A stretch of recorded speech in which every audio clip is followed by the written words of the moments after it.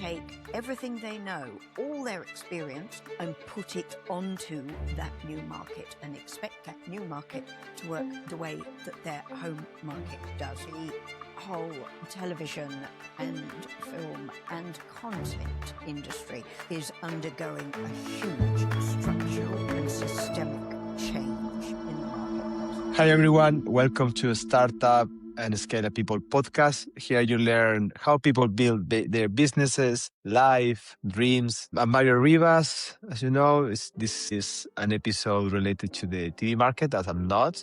As you know, I work in business integration, automation, or board governance niches. So I'm quite excited to have today Amanda Groom here. She has been in the market for more than 20 years. The TV market is around 3 trillion. Market is a massive market and expected to grow around 3.5 trillion by 2030. She has a lot of experience helping organizations to expand internationally their media business, basically. So welcome, Amanda. Oh, thank you very much, Maria. It's a great pleasure to be here and to be speaking with you. Yeah, well, me too. I'm very excited to learn more about your experience. You're the first guest, which actually is going to talk about media or the TV industry, right? And also like how you help organizations to expand this business, which is quite interesting and it might not so easy. So to start the conversation, Amanda, after being working on this for 20 years, helping organizations to expand internationally, what do most businesses get wrong when entering a new market? That's a very smart question, Mario. And to explain, yes, my company, The Bridge, we have a global footprint. We work between nations, pulling together, combining their creative output so that it changes their positioning on the global stage. So we work with broadcasters, streamers, and production companies. What most companies get wrong when they are looking at new markets, it's fundamental, really, because most of those people who will be looking at new markets will be highly educated, highly experienced, very brilliant within their own countries at what they do. So they are looking at expanding. The knowledge they take with them is their knowledge of their culture.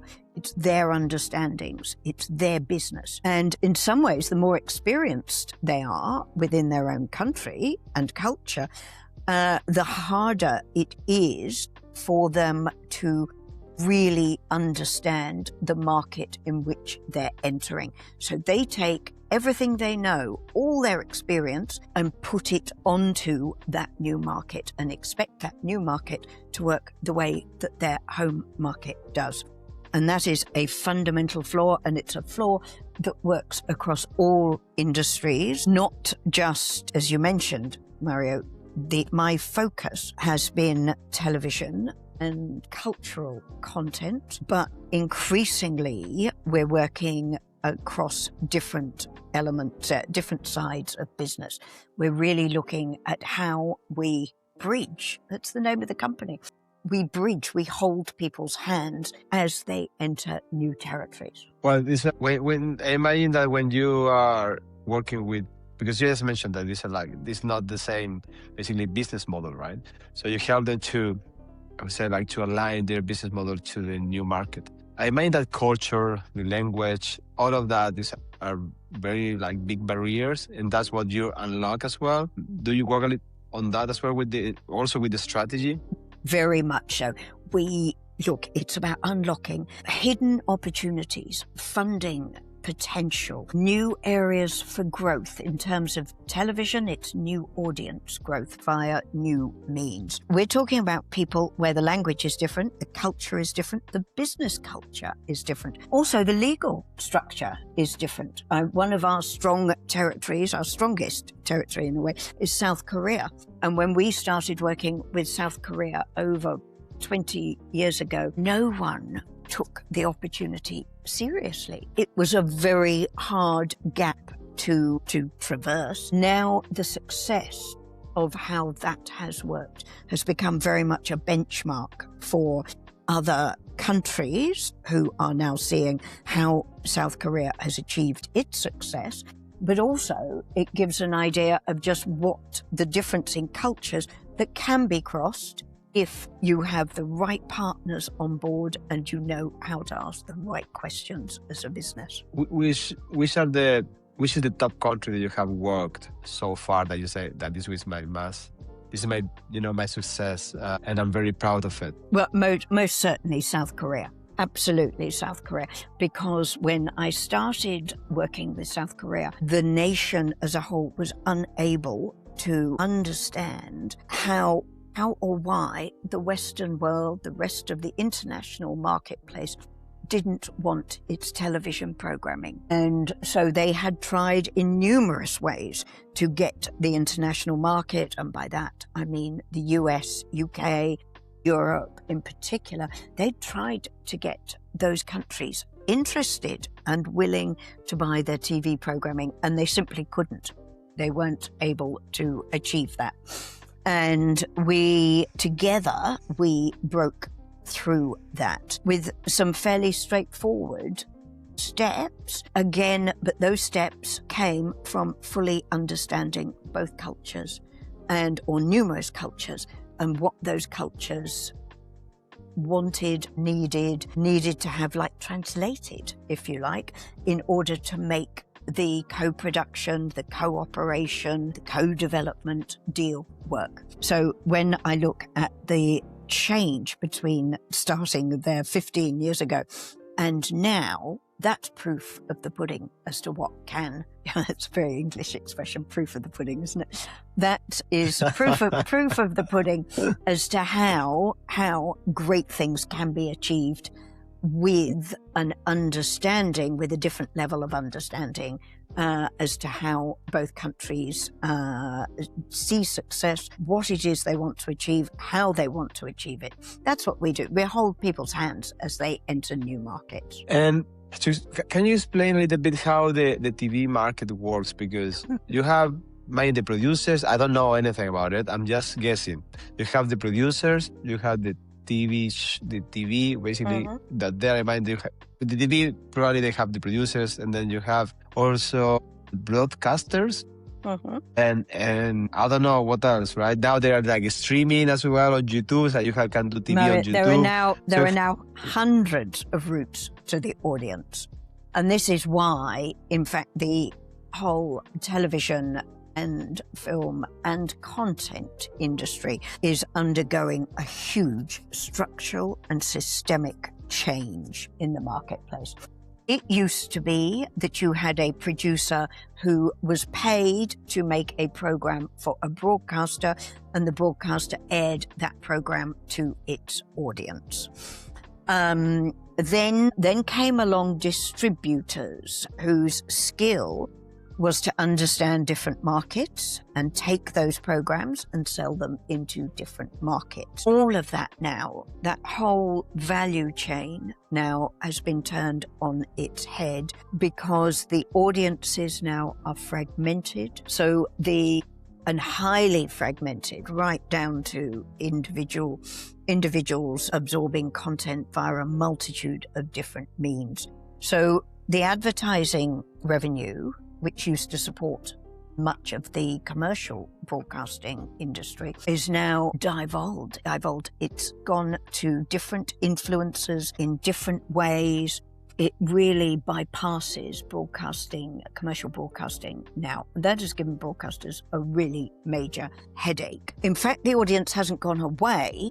They just now are very much more individualized than they ever were. And so the struggle now is to recreate the same value model to find the same revenue that then will generate the budgets that then can make the programs. That increasingly, the audience demand is really increasing in terms of the sophistication that it wants from the scriptwriters, the actors, the special effects, the whole look and feel of the production, the slickness, the script writing needs to be incredibly tight and all of that costs a fortune. So we're not satisfied anymore with something sort of simple and plain. We really want something that pushes the boundaries at all levels of the creative process, if you like, and that costs money. And once you've created that program, you then need to bring the audience to it, and the only way to do that now is to go and find them wherever they are.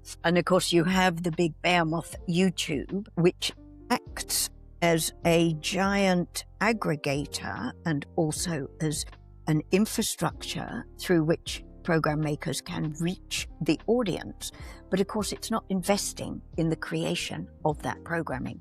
So you have a real fundamental disconnect at the moment between the revenue and the budgets that the producers need in order to create the programming that the audience wants. So it's a very challenging time. And from that challenging time are coming some very interesting new partners, are coming and partner models, commercial models as to how television programming is being made. It's including equity, it's including pre-sales from different countries, which means different countries are buying into the making of that program in advance. That's putting the money in the pot. Also, of course, brands are coming very much into the budget level, the budget of programs and how they're made, as are whole new commercial partners. It's a very interesting world now as to how the equity comes in to make to be made, and then how the revenue is returned through a waterfall after the production has aired. It's as complex now to finance a creative production as it is to make a creative production. Yeah, wow, this sounds very messy, if I'm honest with you. Other words have been used, Mario, but that's succinct and to the point.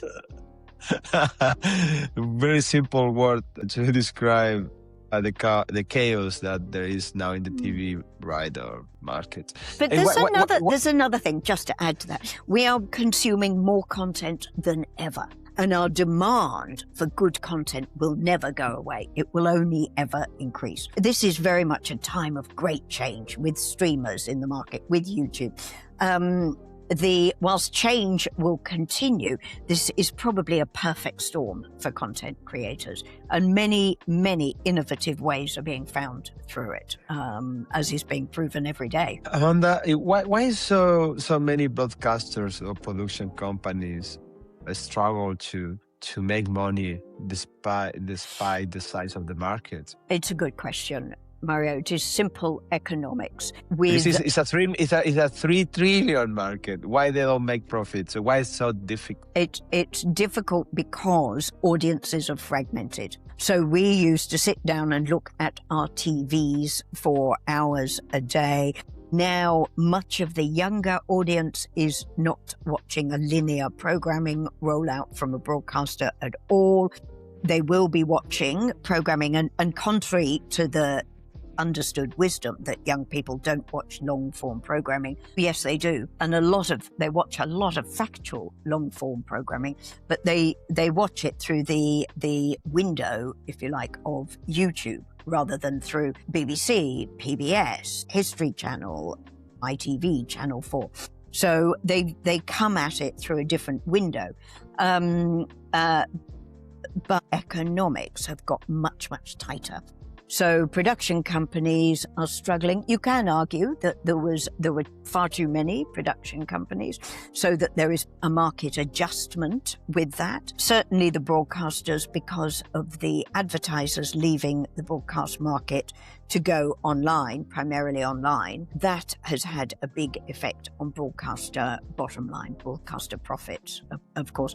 So streaming has shifted the model. Here in the UK, if a producer makes a program, they have very strong production rights. They have rights to the program. They can sell it internationally. They can recoup their investment that way. But that doesn't apply in the US, for example. So in the US, the financial model is work for hire, as it's called. So the team makes the program, hands it over to either a US broadcaster and or a streamer, any streamer, and they give away the rights, but they make money whilst they're making the program. They get the production funds to make the program. Wow. Yeah, I know. There's no one easy answer. It's a matrix of answers and a matrix of partnerships and models that work in many different ways. Yeah, basically you have to polish your business model, right, to be successful, and to have very good partnerships, to have very, very, as I said, polished strategy as well for your niche. That's and exactly I imagine, right.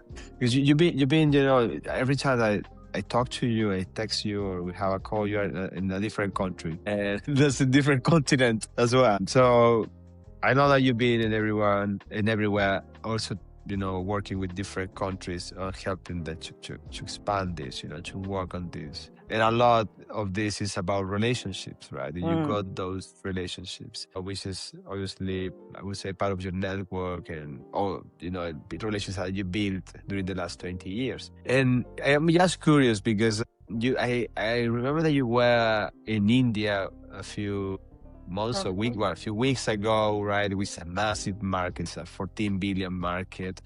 And also you were in Brazil as well, which is a massive market as well, expected to grow 11% during the next years. And Latin America as a whole, it has 600 million consumers, right? Market for the TV, and it's growing.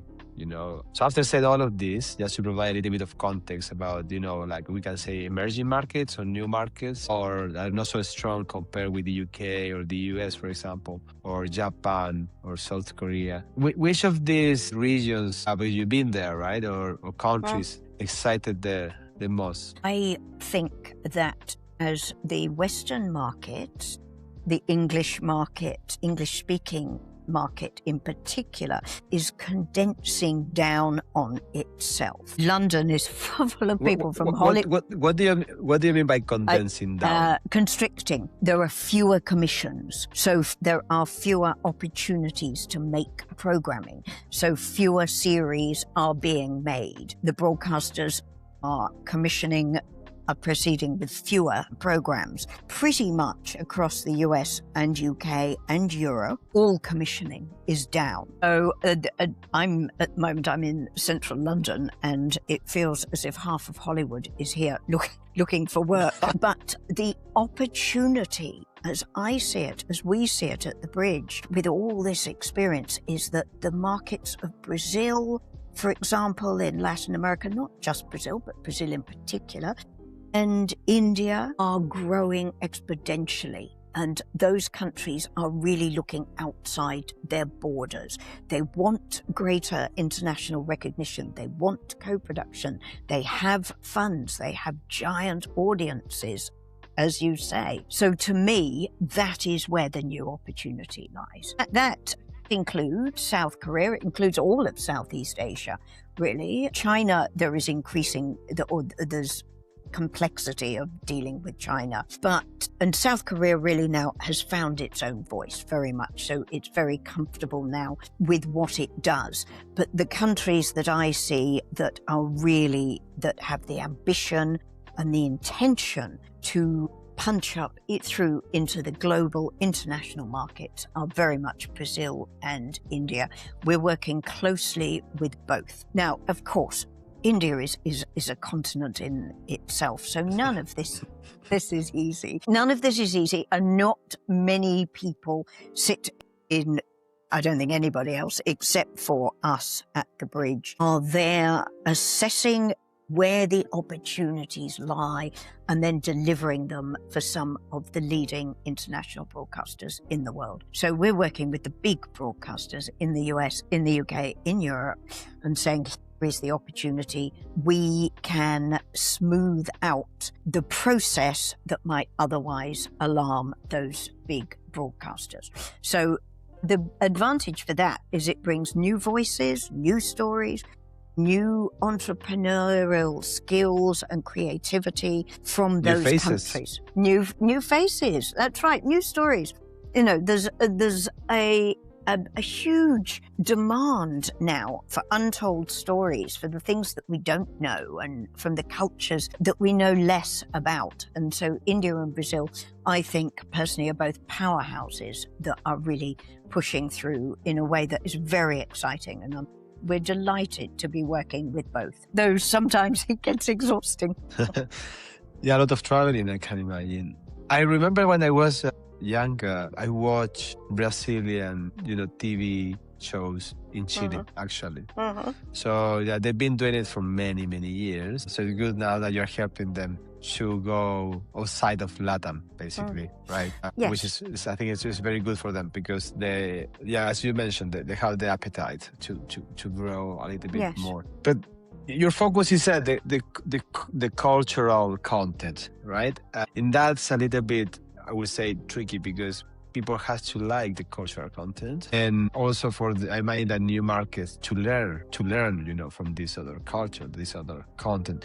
How do you work with them? How do you help them to separate the cultural content that has to stay local from the one that has to become global? No, look, the problem is the word culture means many different things. Let me just be very clear, this is not worthy stuff. This is not what we call in TV, eat your broccoli programming. There's always, most of us have had a parent at some point in our life saying, eat your broccoli, eat your vegetables. And of course, you never wanted to eat your vegetables. This is not that.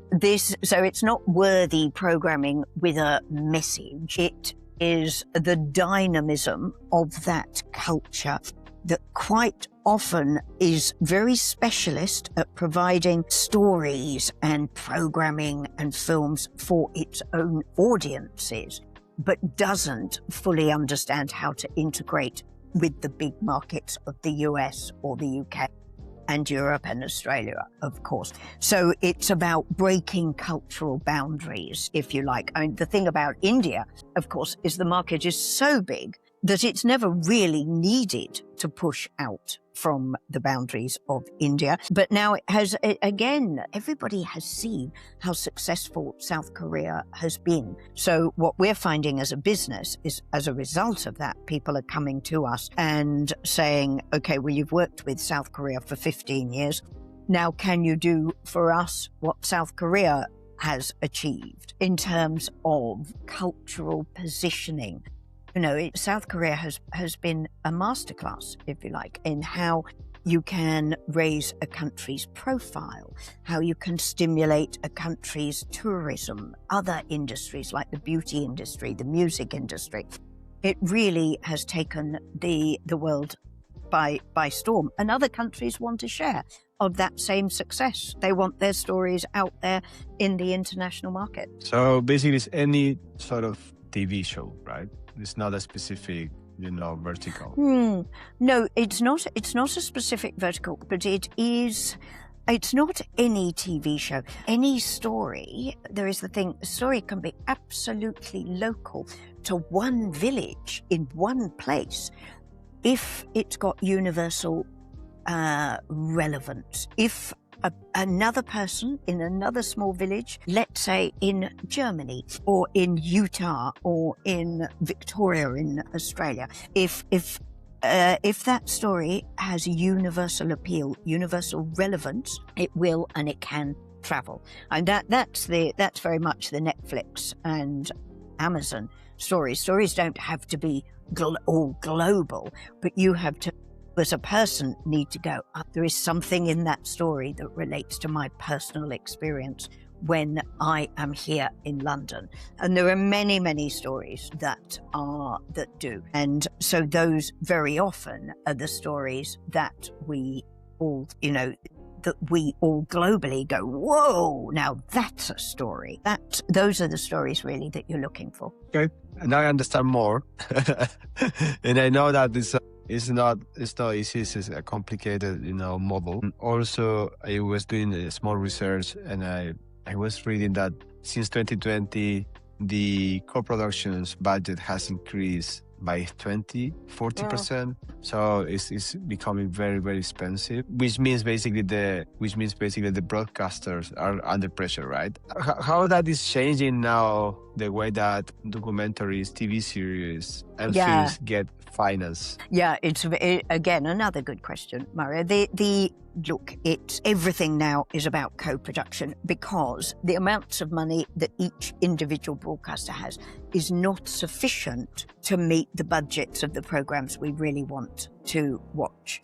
So what will happen, particularly, for example, amongst the public service broadcasters, so they will come together. There are really interesting initiatives, one coming from Caroline Béhat in France Télévisions called Global Co-Production, where NHK in Japan will work with ZDF in Germany, will work with them there in France, will work with PBS in the US, and all those public service broadcasters will put in an amount of money and agree that this program is so important that they all need to have a share of it. It's a sort of cooperative. Yeah, well, it's almost like, so things, for example, on space, the big projects on, the science of space, or the science of under the water, under the oceans, or top of mountains. No one broadcaster can afford to send a crew of 30 people either up to the top of a mountain, for example. But by pooling resources, all of those public service broadcasters can get their program. Now, that's a challenge in itself, because each public service broadcaster has a different audience, different remit, different language. And those programs can be shaped and can be edited. It's good producers now are very familiar with doing different edits, different cuts of the program for different audiences in different territories. Again, it's complex, but it's entirely doable. And that way, still, those broadcasters can present to audiences the very best programming that there can be, and for free to air. So particularly the public service broadcasters are very strong on that. Issues-based programming, they are still very much doing, because the streamers are staying away from issues-based political documentaries. So very much some of the most hard-hitting programming now that is being aired is actually coming from the bravery of the public service broadcasters rather than the streamers. The streamers have a remit, or not a remit, but their commercial challenge is to keep their audiences happy all over the world. So that means that you really don't want to alienate your audience with political documentaries. So there is a lot of change going on in the whole industry. And from that turmoil will come some great programming. It always amazes me that people are still doing quite extraordinary programming. And all credit to those who keep on pushing through, whether it's from on the ground in Ukraine or Gaza, whether it is great scientific achievements, whether it's a whole look back at the politics or the wars of our worlds and the changes we're going through. Still, those programs are being made, and they're being made brilliantly by real experts in their fields. You're brilliant, Amanda. Tell me... That's so nice. Thank you. That's very kind of you. That sounded very English indeed, Amanda. You don't have to say thank you. So tell me a little bit more about you, because, I hear that you won some awards as well. Yes. Can you tell me a little bit about that?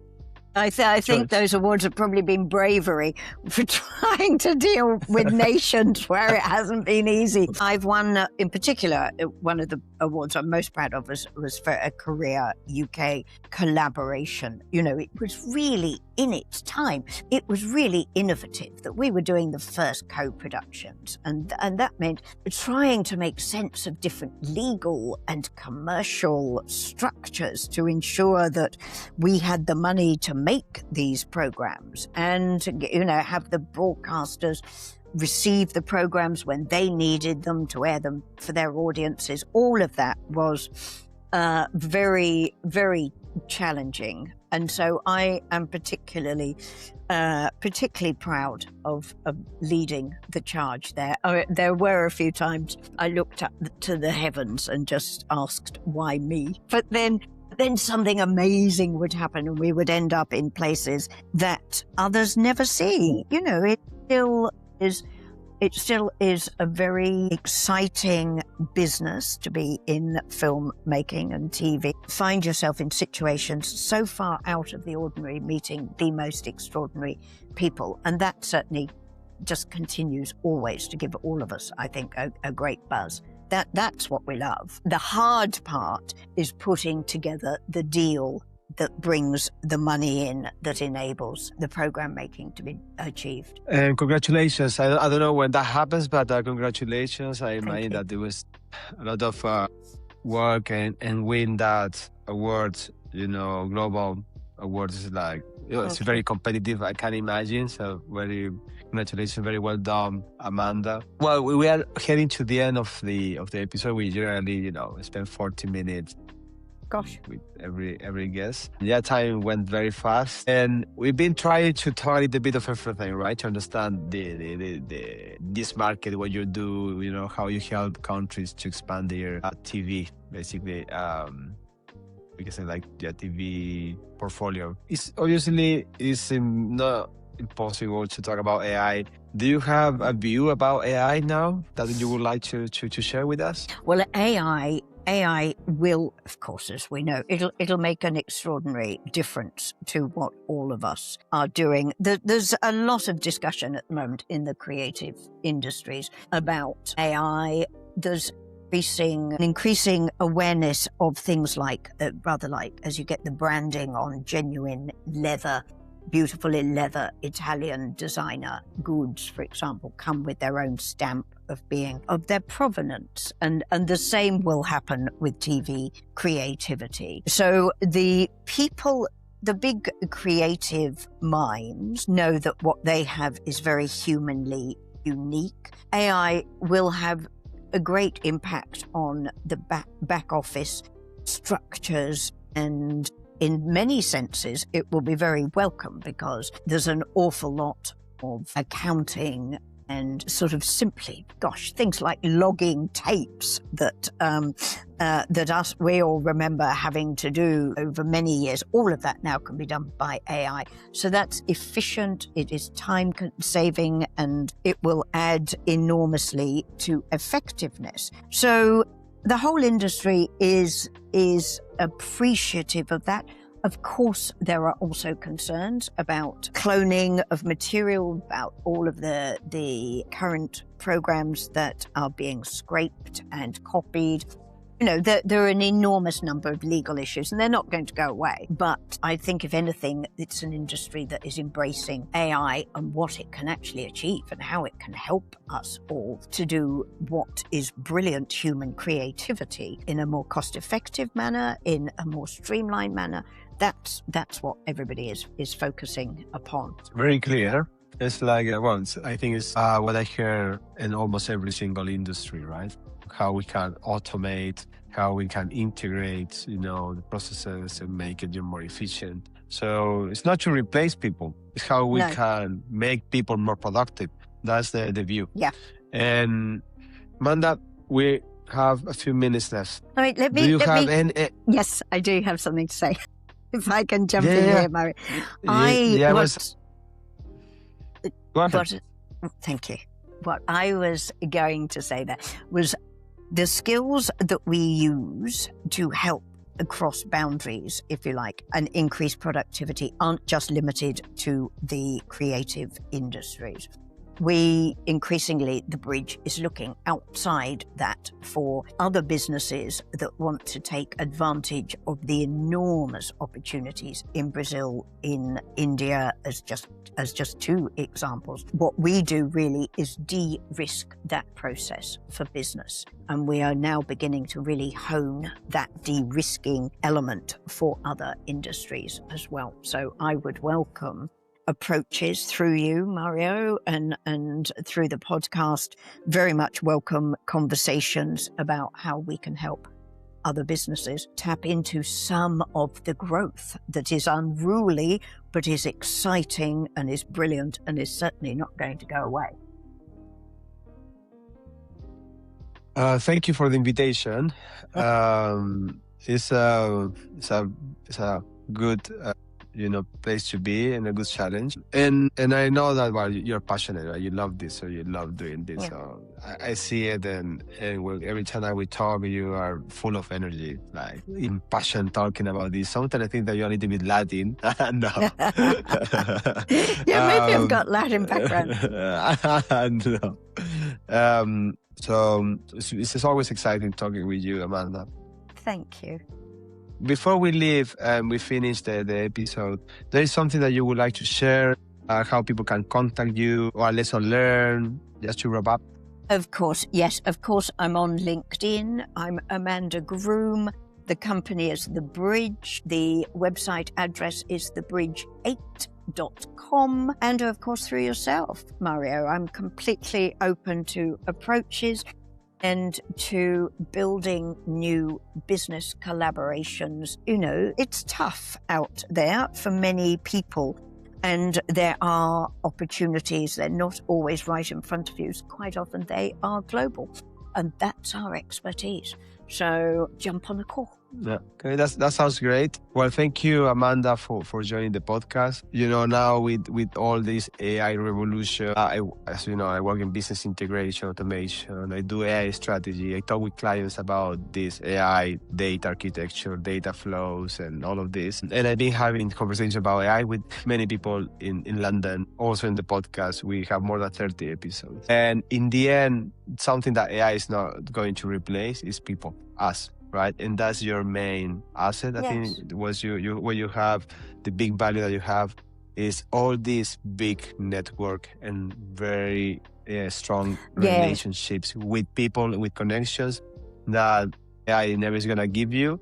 So I'm saying this because if you want to get in contact with someone else on the TV market, or you have new ideas, or you want to create something, speak with Amanda. She for sure is going to have a very good strategy. She's going to be, if it sounds good, she's going to be very excited to jump on this boat. And yeah, she knows a lot of people around the globe. So that for me is like, oh my God. Thank you, Mario. And I completely agree. Ultimately, it's a cliche, but people do business with people.